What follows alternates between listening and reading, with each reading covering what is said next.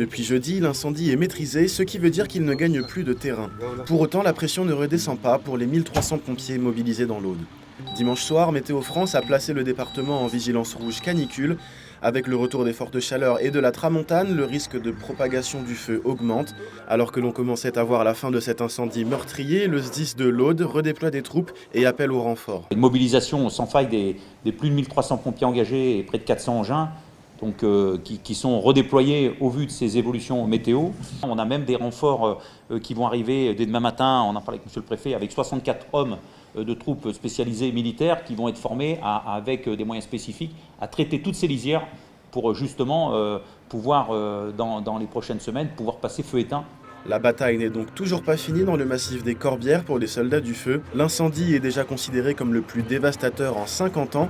D'après le bilan du préfet de l'Aude, une femme de 65 ans est décédée dans sa maison, une autre a été grièvement brûlée et 4 personnes ont été légèrement blessées. Côté pompiers, 18 urgences relatives sont à déplorer et une urgence vitale.